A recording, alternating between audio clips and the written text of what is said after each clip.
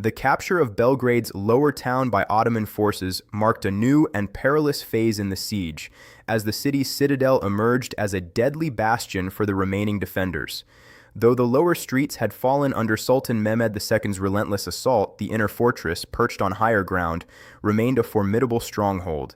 From this elevated position, defenders transformed the citadel into a lethal zone, turning every street, alley, and exposed space below into a deadly trap for the advancing Ottoman troops. As Ottoman soldiers attempted to consolidate their gains in the lower town, they were met with intense and unyielding fire from above. Archers stationed along the walls unleashed volleys of arrows that rained down with precision, targeting exposed soldiers and officers. Every attempt to maneuver through the shattered streets exposed attackers to deadly projectiles, forcing the Ottoman forces to adopt slower, more cautious movements while sustaining heavy casualties. The defenders' elevated position gave them a tactical advantage that partially offset the attackers' numerical superiority. In addition to traditional archery, the defenders employed firearms and early muskets, adding a new dimension of lethality to the citadel's defenses. Trained marksmen targeted officers and groups of soldiers attempting to advance, further disrupting the cohesion of the Ottoman assault. Each shot reinforced the difficulty of moving through the lower town and magnified the risks inherent in urban combat. The combination of gunfire and archery created a constant threat that the advancing army could not ignore. Cannons loaded with scrap, nails, and other improvised projectiles became a central element of the citadel's deadly arsenal. These makeshift weapons tore through formations and inflicted devastating injuries on soldiers attempting to traverse narrow streets or take cover behind debris. The roar of artillery from above, coupled with the sound of impacts and screams, turned the lower town into a scene of chaos and carnage. Every step forward became a perilous endeavor, demanding extraordinary coordination and courage from the attackers. The defenders' strategy was both defensive and psychological. By holding the high ground, they maintained the initiative despite losing the lower town. Ottoman troops, trapped between rubble, narrow streets, and the concentrated fire from the citadel, faced intense pressure to adapt. Morale fluctuated under the relentless attack, as every advancement was met with a combination of archery, musket fire, and cannon volleys. Commanders on both sides understood that control of the citadel would determine the outcome of the siege. Civilians continued to contribute to the defense, assisting in the loading of cannons, delivering ammunition to the front lines, and tending to the wounded amidst the chaos. Their involvement blurred the line between combatant and non-combatant, illustrating the total nature of resistance within the fortress. Every barricade strengthened, every projectile fired, and every act of bravery contributed to the deadly efficiency of the citadel's defenses. The Ottoman forces, though seasoned and disciplined, found themselves at a disadvantage in this environment. The confined streets limited the effectiveness of large formations and cavalry, forcing infantry to advance in smaller, more vulnerable groups. The destruction of the lower town, while facilitating access, also created obstacles in the form of rubble and debris that slowed movement and provided additional cover for defenders. Engineers and pioneers attempted to clear pathways under fire, highlighting the complexity and danger of urban siege operations.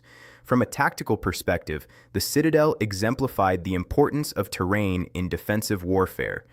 Elevated positions allowed defenders to maximize the effect of every projectile and cannon shot while constraining the attacker's options. The combination of natural height and fortified structures created a deadly synergy, turning the inner fortress into a killing zone that exacted a heavy toll on the advancing Ottoman army. The psychological impact on the Ottoman troops was profound. As soldiers pushed forward, they were forced to confront the reality of relentless resistance from above. Exhaustion, fear, and the sight of comrades falling under concentrated fire tested discipline and resolve. Commanders had to maintain tight control, issuing orders and coordinating attacks while adjusting to the defenders' unpredictable tactics.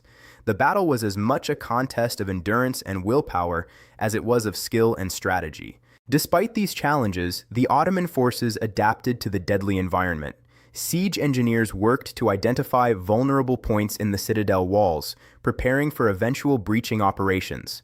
Artillery positions were recalibrated to target specific towers and defensive structures, while infantry sought to create temporary cover in the devastated streets below.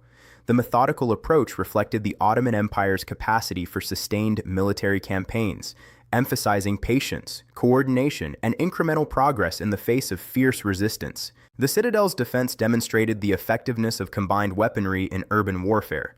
Arrows, firearms, and improvised cannon fire created overlapping fields of lethal force that exploited the attacker's exposure.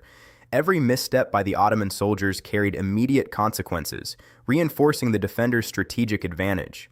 The battle for Belgrade's inner fortress became a vivid example of how terrain, preparation, and ingenuity could offset superior numbers and resources.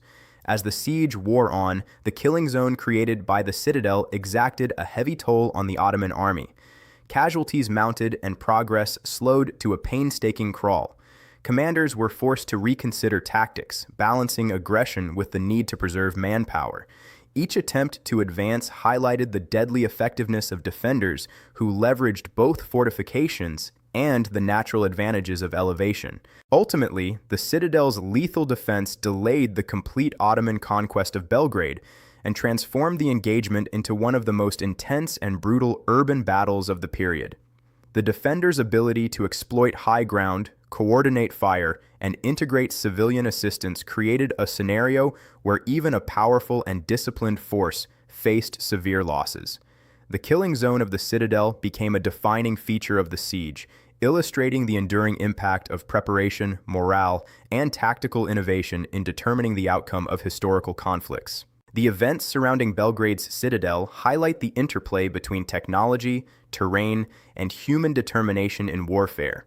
Elevated positions, combined with a mix of traditional and improvised weaponry, enabled defenders to impose maximum damage on a numerically superior foe.